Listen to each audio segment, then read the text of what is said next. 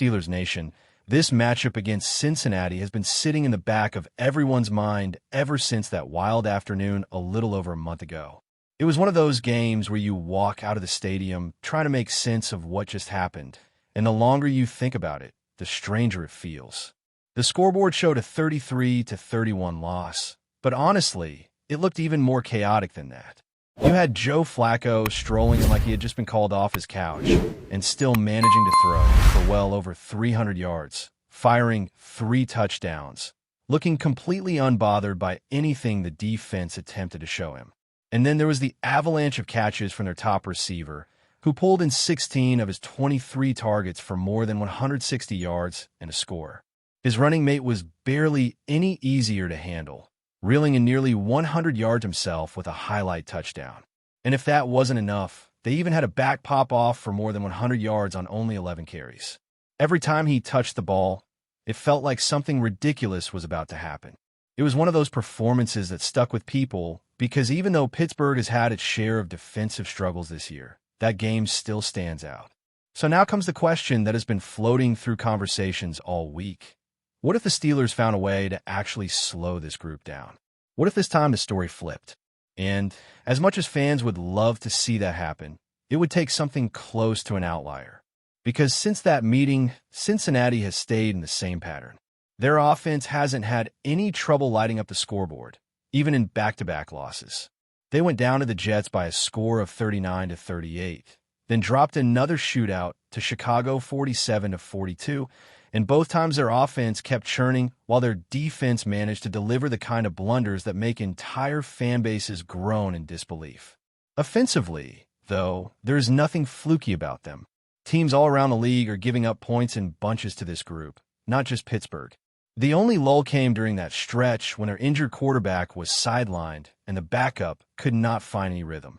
But with Flacco running things now, the ball is coming out fast, the reads are clean, and he's shown no hesitation in feeding his stars.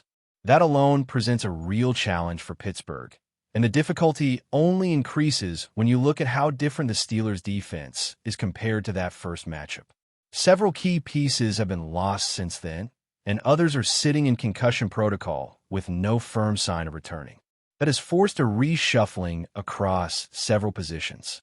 You got a newcomer stepping right into the starting lineup at safety, trying to settle into the system as fast as possible. You got a reshaped nickel situation where the new starter struggled badly last week.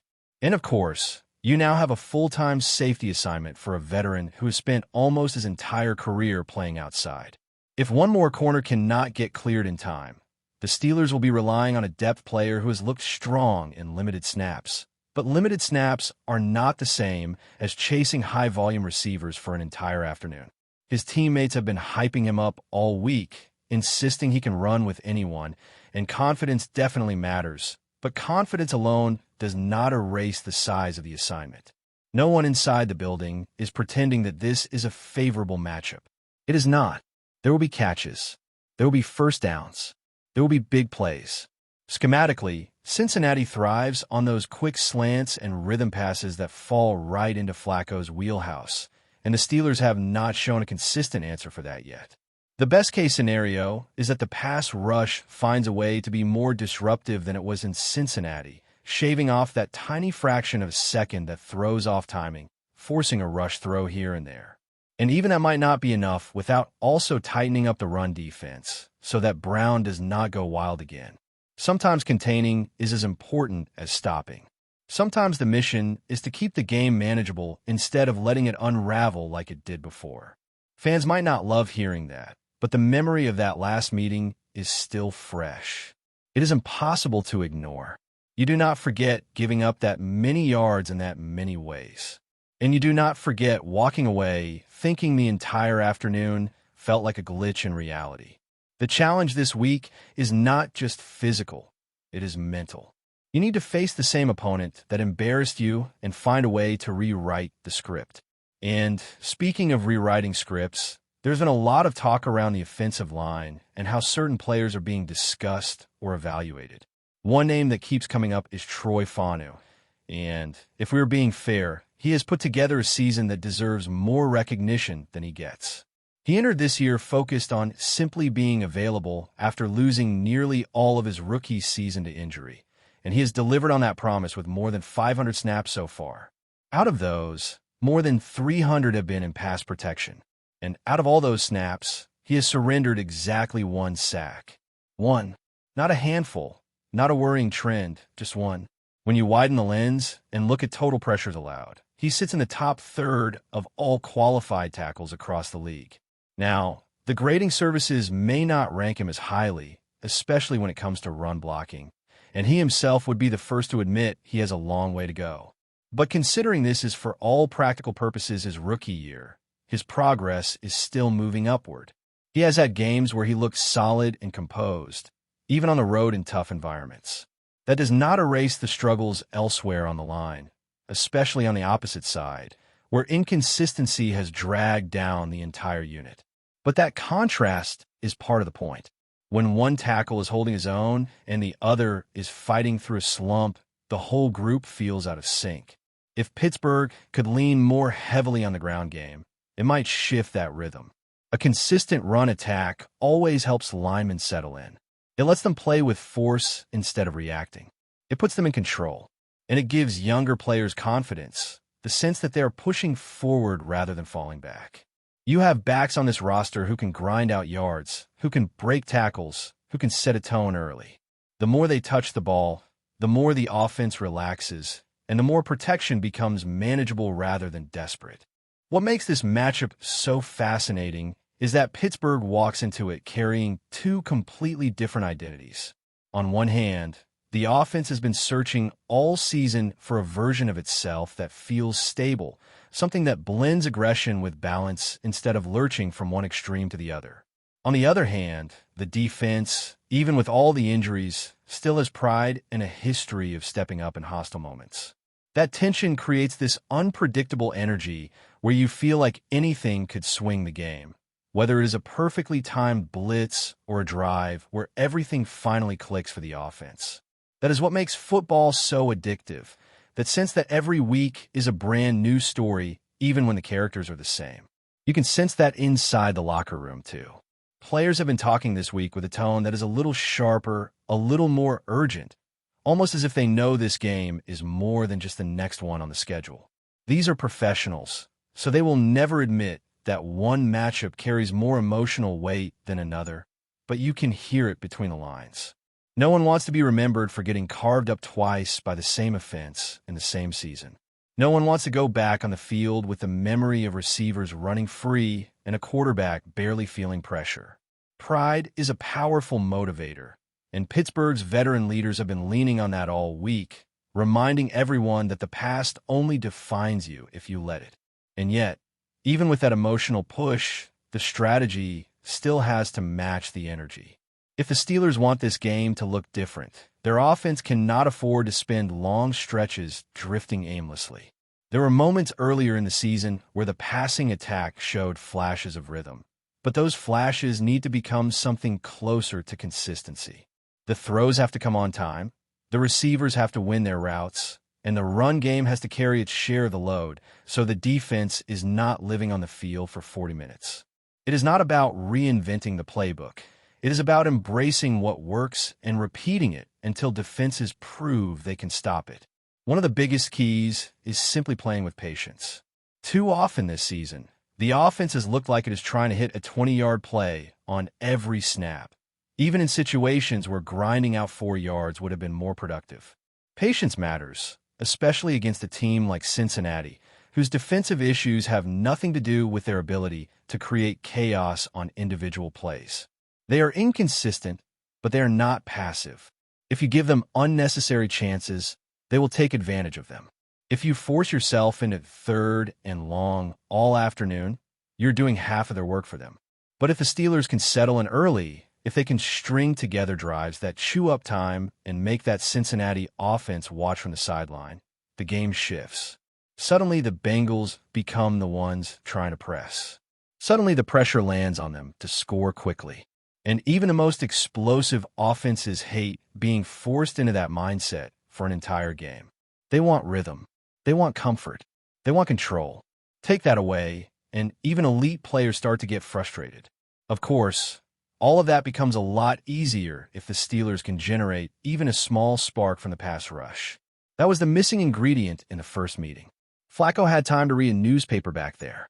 It did not matter that Pittsburgh disguised coverages or rotated safeties or mixed up leverage. When a veteran quarterback has clean pocket snap after snap, he will slice through any defense. This week, the edge rushers have been talking a lot about finishing plays, about making sure the last step matters just as much as the first one. They were close at times in Cincinnati, but never quite got home. Close is not going to cut it this time. They need impact, not almost impact. And maybe the most under-discussed part of this rematch is the way the younger defenders adapt to the speed of the game. When you play a team twice, especially an explosive one, the second time is often about adjustments. It is about recognizing what burned you the first time and refusing to let it happen again. Some of these players are being thrown into roles they were not originally expected to fill. But there comes a point where excuses stop and growth has to start. A defense only works when every person trusts the player next to him. That trust is earned in games like this. It is also the kind of game that tests communication more than anything. Cincinnati loves to move quickly, loves to snap the ball before the defense can finish shifting, loves to isolate matchups. Pittsburgh cannot afford even one drive where confusion leads to free yards. They need clean calls, clean alignments, and clean responses when the Bengals try to steal cheap completions.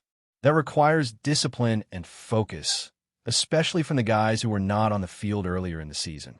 But despite all the challenges, there is something about this matchup that feels like an opportunity. Not the kind of opportunity you script or predict, but the kind that comes when a team gets punched in the mouth and has a chance to answer. Football is as much about resilience as talent. The Steelers have been dealing with adversity all season, juggling injuries and inconsistencies, and yet they keep finding reasons to fight. That says something. And while fight alone will not win this game, it does keep the door open. Every rivalry in this league has moments that define a season. Sometimes they are monumental wins. Sometimes they are gut-check performances where a team proves something about its identity, even in the toughest conditions. This game feels like it could be one of those moments. Not because Pittsburgh needs perfection, but because they need to show they can grow. They need to show they can adapt. They need to show that what happened in Cincinnati does not have to happen again. But before we dive in, don't forget to subscribe to Steelers Nation Central and hit the like button on this video. Your support helps us keep bringing you the latest updates on the Pittsburgh Steelers. And don't forget to share your thoughts on the news in the comments below. Whispers are swirling around the NFL landscape, and this one has the whole league buzzing. According to sources close to the situation, star cornerback Patrick Surtain II has reportedly inked a deal with the Pittsburgh Steelers, sending shockwaves through front offices and fan bases alike. While nothing has been officially confirmed by the team, insiders claim the move could be one of the biggest defensive shakeups in recent Steelers history. If true, this would instantly elevate Pittsburgh's already formidable defense into elite territory. Surtain, known for his pristine coverage skills and calm presence under pressure, would bring a lockdown mentality to a secondary that has long been searching for a true anchor. The pairing of Surtain with the Steelers' aggressive front seven could be a nightmare scenario for opposing quarterbacks, forcing hurried throws and costly mistakes. The rumor has gained momentum after several cryptic social media posts, a black and gold emoji here, a subtle change is good message there, that fans have been dissecting like a playbook. Some even claim Surtain was spotted in Pittsburgh earlier this week, though no photos have surfaced to confirm it. For the Steelers, this would be a statement move, the kind that says the franchise isn't just reloading, it's redefining what a shutdown defense looks like in today's NFL. Surtain's arrival could signal a new era of swagger and precision for a team historically built on grit and power. Inside the locker room, the energy is reportedly electric. Teammates are said to be buzzing about the potential addition, with one anonymous veteran describing it as the missing piece we've been waiting for. Whether this is smoke or fire, one thing is certain. The Steelers' secondary just became the talk of the league. That's it for this update.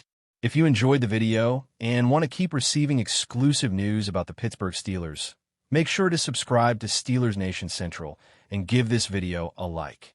We always look forward to hearing your comments and opinions. See you in the next video.